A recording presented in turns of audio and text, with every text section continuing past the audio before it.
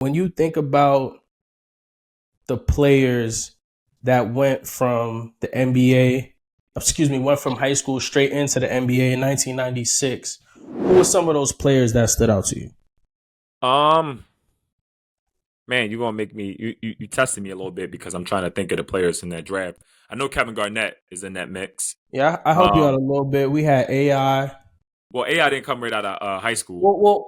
I'll take that back. Not just from the 96 draft. What are some of your, or who are some of the impactful players that Uh, came from high school straight to the league? yeah, I mean, number one is LeBron James, Of number one, course. right? Then we got Kevin Garnett. We got Tracy McGrady. Mm-hmm. Um, who else do we have? We got Kendrick Perkins. Um, which I Amari believe his Stoudemire. Amari Stoudemire, which I think Kendrick Perkins averaged like 43 in Perkins? his 43 and like 15 his senior year of high school, something crazy. That's why he was Wow, able to make that jump. that's crazy. Um, who else? Yeah, you said Amari Stoudemire.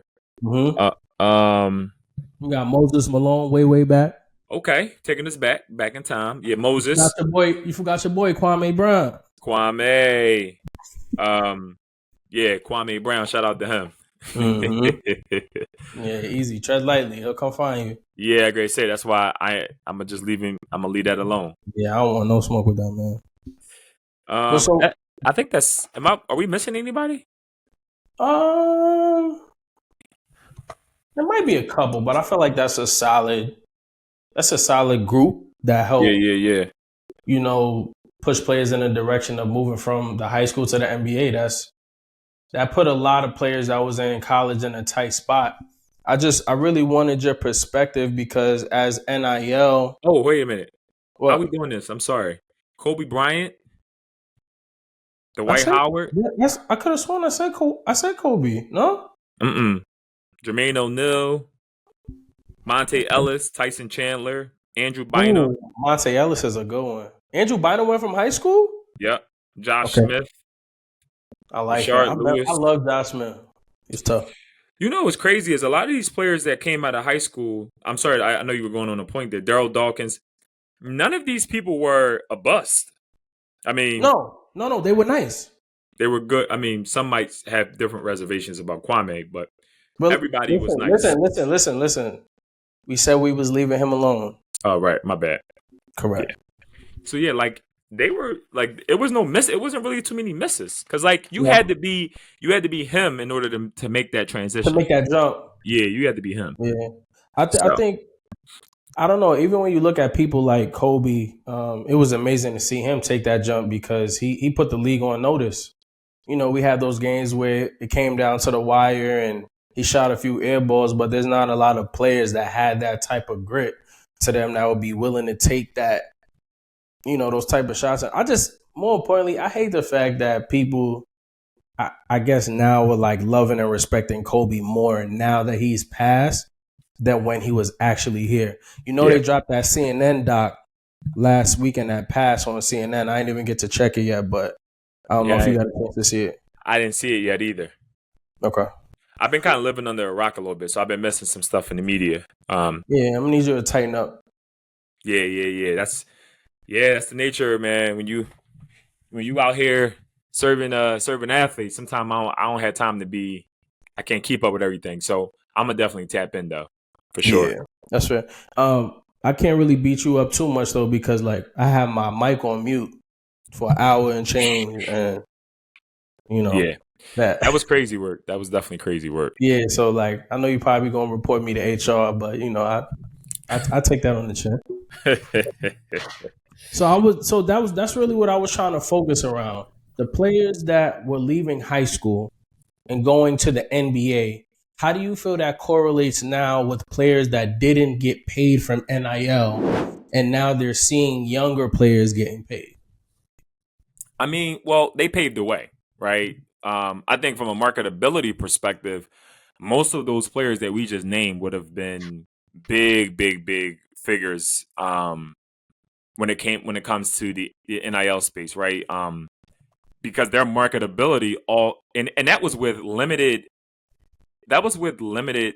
visibility because those players didn't have the luxury of having like a YouTube or an Instagram to have the world see their talent, right? They had to do it from um within the parameters of like where they were hooping at, right? Where it was Mhm. Kobe here in Lower Marion, like he made a name for himself because his high school team were state champions that year and they won their league championship as well. So those type of things, those were the ways that they put themselves on the map, or they would go play in, all the top leagues around the country where a lot of those eyes were in order to get their name out there.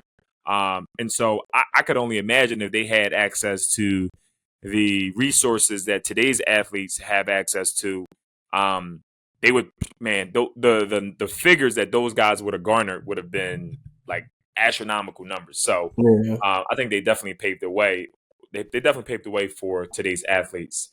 Obviously, but yeah, that's more or less what my thoughts are around that. I mean, unless you got something a little different to add, but Well, I feel like my perspective on it is a little different. They obviously, yes, they paved the way, but it's kind of like one of those moments in time in society where things just have to change. yeah, People in the league were not leaving from high school, nor were they good enough to make it to the NBA. Like, there's going to be people that are going to break the ceiling, and that's going to create opportunity for others. So I know people at that time, like you could look at somebody like Derek Coleman, I think was in that 96 draft, and he was in school for a few years, and he felt he would have went earlier. I think it's always going to be that transcendent person that has to take the next group of people to the next level. yeah, And that's kind of really what I've seen and what's going on with NIL too. There's going to be people that were way better than some of the players that were in the past now, and it's just timing. Like Carson Beck, 10 mil now as he's going to Miami. 10. 10. I mean, I personally would have Cam Ward being a better quarterback than him. And I don't think, to my knowledge, Cam didn't get 10 M's, but he's going to. But that goes back to, you know what I mean? Like that goes because Cam didn't. From what I understand, I don't believe that Cam made 10 million at Miami for the as This a is what I'm saying, but if we look at them side by side, I would say Cam was better. I feel like most correct. I people mean, would say Cam's that about to Ward too. be. He's great to get picked 1 through 3 somewhere in that Correct. range. So just like before, you might have been better than me, or might have helped push the brand of basketball from high school to college. I mean, or to the NBA. But somebody after you is going to reap the benefits of what you did. Yeah, I mean, also it goes back if any of the listeners out there, like I talked about that in our previous episode, I believe it was episode 5, where I said that we needed to have we needed to put some structure and guidelines around how this money is being paid out because Carson Beck right now, Carson Beck's name is from a NIL perspective, he's had a better college college career than Cam Ward. Well, he's okay. Because Carson Beck he won a natty with Georgia. Correct. He's been there. This is I believe this is he's going into his senior year, I think next year.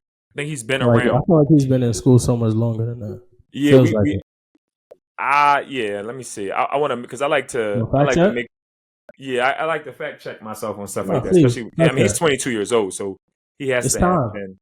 Yeah, he's about to be a grad student. trying to get that. He's trying to get that MBA.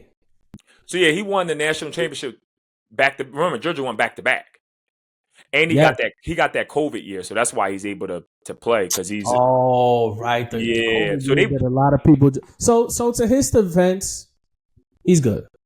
Yeah, and I think COVID happens to everybody, so it's not like exactly. So again, there are no parameters on this on how this money is distributed. So it leaves the door open for that market gets reset every year. Because if Cam was making and I don't know this to be factually true, but like let's just say Cam was making $8 million last year. Well, if Carson is privy to that information, him and his group, they're going to say, well, we gotta adjust that amount for inflation. I mean, which is you think about we need to adjust it. We need to adjust my payment for how you guys are going to pay me based off of inflation, Correct. and you're going to ask for $10 million. Like, all right, y'all gave him 8. I need 10 this year because Yeah. 2025 the prices for goods and services only went up. It didn't go down. Yeah. So Yeah. again, It's fair. yeah, it is, but I think we do need guidelines, man. Like I'm going to die on that hill, and I'm the most pro player advocate as a financial advisor. I want all my players to get every single dime that they can get from utilizing their name, image, and likeness, whether it's an NBA client, a WNBA client, or a collegiate athlete, whether male or female. Get your coins. And I'm all for that player empowerment, but there has to be structure because it just feels it Feels like doesn't. the Wild Wild West still. Yeah, I always resort back to it's just the Wild Wild West, but Yeah. yeah, we need parameters.